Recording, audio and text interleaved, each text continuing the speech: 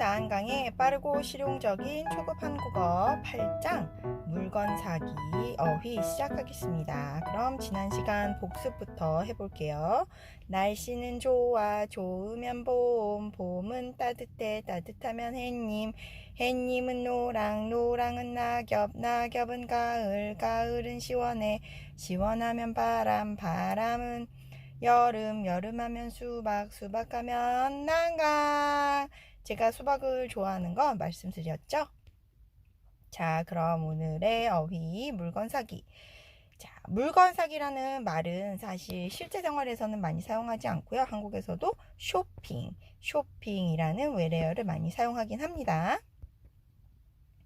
쇼핑하러 가요. 쇼핑을 좋아해요. 쇼핑은 재미있어요.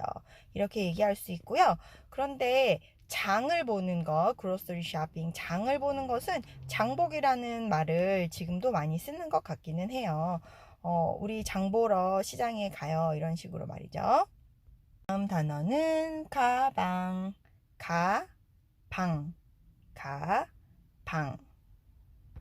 가방은 여러 가지 형태의 가방을 포함하는 상위 언어일 것 같은데요. 책가방, 시장가방, 가방, 여자들이 쓰는 핸백은 한국에서도 핸드백이라고도 합니다. 그리고 명품 가방이라는 말은 디자이너 백, 이름이 유명하다, 디자이너 백을 의미하고요. 고급 가방은 럭셔리 백을 말할 수가 있겠죠. 다음은 휴대전화.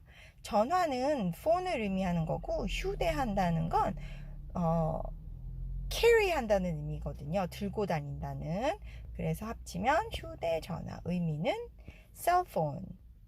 전화가 편해요. 휴대전화는 가벼워요. 속옷. 따로따로 읽으면 옷, inner, 옷, clothes 이런 의미가 되지만 우리가 이것을 붙여 읽을 때는 한국의 발음 규칙상 기억이 뒤로 넘어가고 시옷 받침은 디귿처럼 소리가 나서 속옷, 굿드가 아니고 속옷 이렇게 안으로 잡는 소리로 발음하셔야 돼요. 속옷. 그러면 속옷의 반대는 겉옷. 바깥에 입는 옷, 겉옷. 옷이지만 겉옷 이렇게 소리 납니다. 속옷이 보여요. 자, 한국에서 이제 치마 밑으로 가끔 속옷이 보인다. 그래서 이렇게 얘기할 경우에 속옷이 보여요. 이렇게 표현을 하거든요.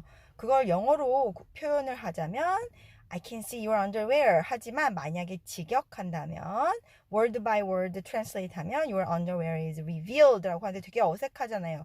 이건 한국식 표현입니다. 속옷이 보여요. 보이다. 내가 보고 싶어 본 게 아니라 보여진다. 보게 되었다. 이런 의미가 있는 거죠. 속옷이 보여요.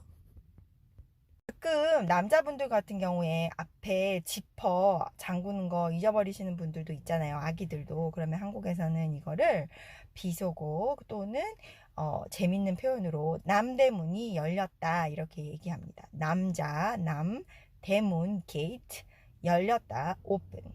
이해되시나요? 은 신발, 발에 신는다 라고 생각하시면 더 좋을 것 같아요. 신발. 자, 여기서 신은 쉰 이렇게 sh 발음으로 하지 않고 신발 이렇게 발음하시면 되고, 발의 리을 받침은 l과 비슷한 소리 발, 혀가 위에 이와 아래 니 사이로 n 하고 나와야 돼요. 신발이 편해요. 다음은 의자는 가구라는 상위 어휘에 들어가 있는 단어잖아요. 가구는 furniture, 의자는 가구예요. 그런데 이 의자가 한국에서 어떤 지방의 경우에는 이 의자 발음을 잘 못하시는 분들이 있어요. 이렇게 소리가 나야 되는데 가끔 한국에 저쪽에 남도지방 분들께서는 의자 이 의자를 발음을 잘 못하셔서 그렇게 발음하시는 경우가 있는데 표준 발음은 자입니다. 그리고 여기서 자에서 지읒은 즈도 아니고 자도 아니에요. 지와 자의 중간 정도. 그래서 이 입술이 옆으로 벌어져 있어야 돼요. 자, 의자. 의자에 앉으세요. 의자에 앉지 마세요. 이렇게 얘기하실 수 있습니다.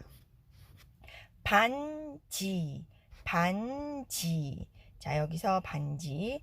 결혼 반지를 안 껴요. 그거 아세요? 한국 사람들은 결혼할 때 결혼식은 서양에 있는 결혼식과 굉장히 비슷하고 결혼 반지를 바꾸는 중간에 그 예식도 있거든요. 그럼에도 불구하고 제 주변에 있는 한국 분들 중에 결혼 반지를 끄고 계시는 분은 많이 없어요.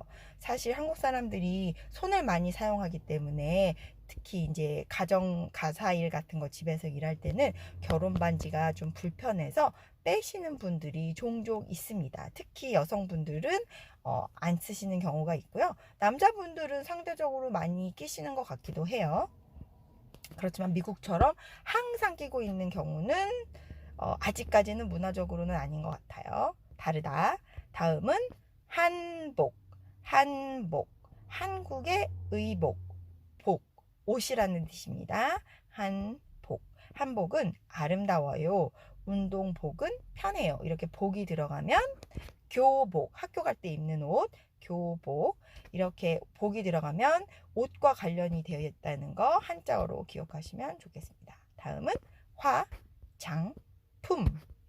화장품. 여기 이 화장이라는 표현은 얼굴에 메이크업, 얼굴에 색깔을 얻는 이런 행위를 화장이라고 하는데요. 화장이라는 말의 다른 뜻은 사람이 죽으면 그것을 불화자를 써서 불에 태워서 이렇게 재로 만드는 것도 화장하다라고 얘기를 한다는 거 알아두시면 좋겠습니다. 그리고 다음은 분장. 분장은 스테이지 메이크업을 말하는 거고요. 변장은 disguise. 그래서 여기서 장은 이렇게 꾸미는, 장식품처럼 꾸미는 그런 의미가 있는 한자어입니다. 다음은 자동차. 자동차. 현대는 한국 자동차예요. 현대. 자, 미국에서는 현대의 발음을 현다이라고 많이 하시는데요. 한국어를 영어로 옮기는 과정에서 어쩔 수 없이 AI를 쓰다 보니까 이게 미국식 발음으론 현다이입니다. 하지만 한국 발음은 현대. 뜻은 원래는 modern이라는 뜻이라는 거 상식으로 알아두시면 좋겠습니다. 마지막으로 한국어 하면 난강. 그러면 오늘의 복습을 해볼게요.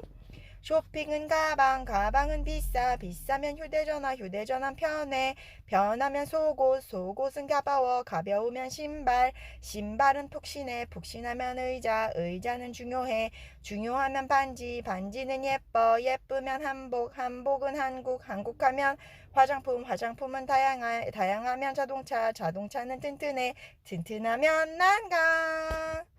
자, 그러면 지난 시간에 말씀드렸던 마인드맵핑 단어장의 실제 예시를 보여드릴게요.